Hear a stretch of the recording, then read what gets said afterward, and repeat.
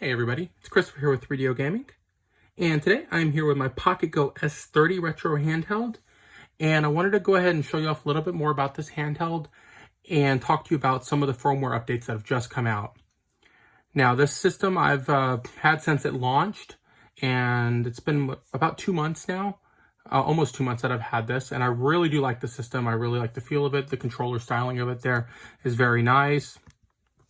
But I do like the actual feel of this. I like the buttons. The joystick here works really well. It is similar to the Switch one, which is a really good analog stick. But when this came out there, it was able to handle some Dreamcast games, some PSP games. That was the ceiling on the system. And that's good. In the future, that's still going to stay the same. That's not going to be changing, unfortunately. But one of the glaring omissions that the system had is it was not capable of playing N64 games. And that was by manufacturer's directive. They did not enable that portion of the software.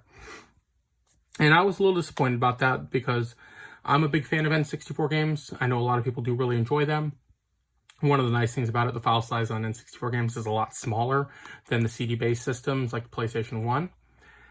But there is a new firmware available, and it's called a Simple30 firmware. And it has the capabilities of handling Nintendo 64 games.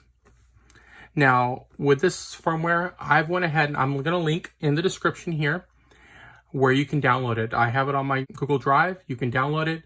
It's about 400 megabytes, and unzipped is going to be around 900 megabytes total. So I've kind of simplified how it's going to be done. Everything is there for you. All you need to do is unzip it and put it on your microSD card. Now, first things first, with your microSD card in the bottom here, I do recommend upgrading the memory card itself because it does come with a smaller one, but also be sure to back up your existing memory card on the computer. Or if you're going to be using a whole new memory card, you can just keep the memory card that came with this device, throw it in the box, and just put the box away, leave the memory card in there. That way you always have it if you ever need to go back to the original software. The cards I use, and I recommend not only for the PocketGo S30, but for all my retro handhelds, including my Nintendo Switch, I use the Samsung Evo Select. And this is a 256 gigabyte card that I have on hand. I'll be using this actually in my Sega Saturn later.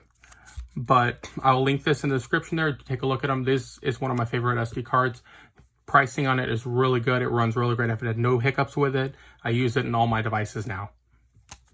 If you do download the software from me, I do have everything in there for you there.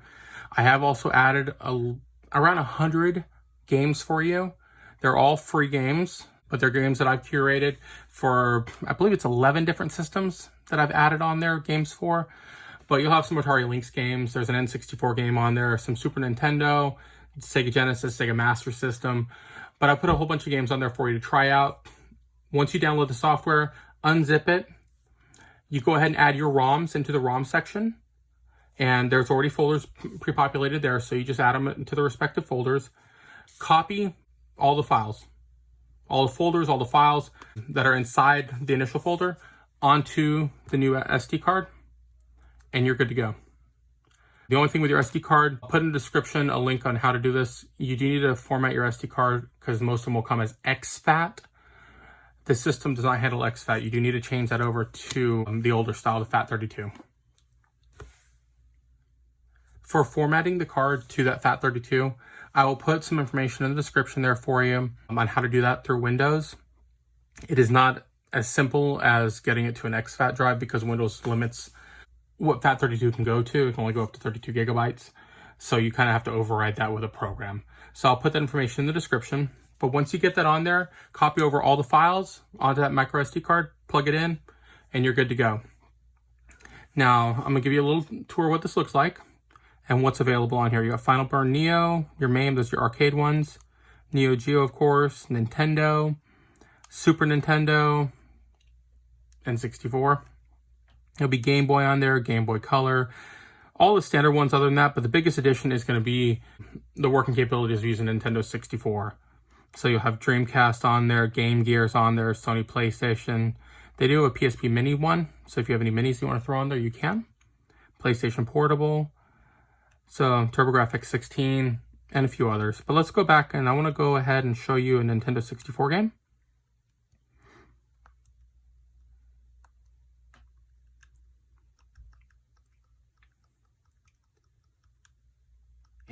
and I have my whole collection on here right now. As I said, I love N64 games. I think they run really good. And for the space that they take up, they don't take that much, so it's nice to have. Well, let's go down here to Super Mario. All right, well, Super Mario 64 is now loaded on the system. So let's go ahead and load that up and see how it is.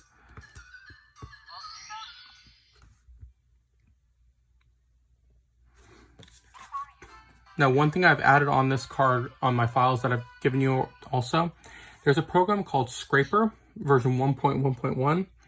Skraper is a completely free program. I'll put a link in the description with some more information on it from the manufacturer. But what it does is actually it loads up the background images, the video introduction to the games, all of it for you in the menu system if you'd want to see that.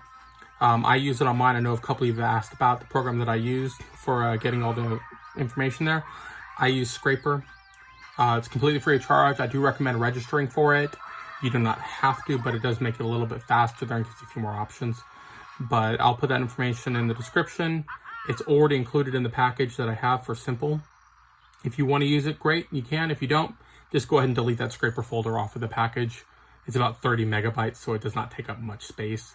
If you do decide to use it, I actually recommend leaving it on the SD card. That way you always have it with you, and you can always update just from the SD card itself. You don't actually have to find it on the computer and then change everything that way. But it runs really well. So we are in the Nintendo 64, Super Mario 64 on the PocketGo S30. And as you can see, it is running very well. Jump over. And he can swim.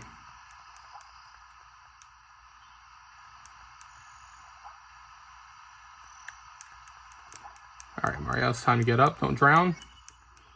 We definitely do not want to see Mario drowning here.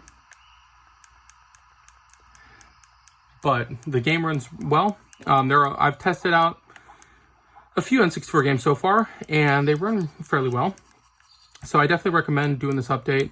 I've seen no negatives by going to Simple as opposed to the stock firmware. But as I said, I do recommend updating the SD card. The one that comes with it's only a 16 gigabyte. So just throw that in the box so you always have that. Or if you want to copy over the firmware that comes with the system, you can do that. If you guys ever do need that again, I do have that saved. So I can link that in the files if you ever need the original firmware. But the Simple firmware runs really well.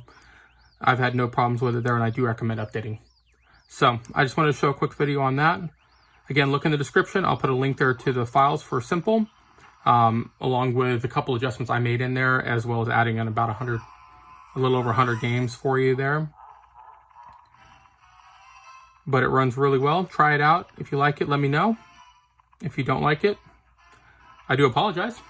But I found nothing in that would deter me away from recommending this. So again, this is on the PocketGo S30, a brand new handheld. Came about, a month and a half ago now that I've had it, and I really do enjoy it. But this is for the updated firmware using the Simple30 firmware.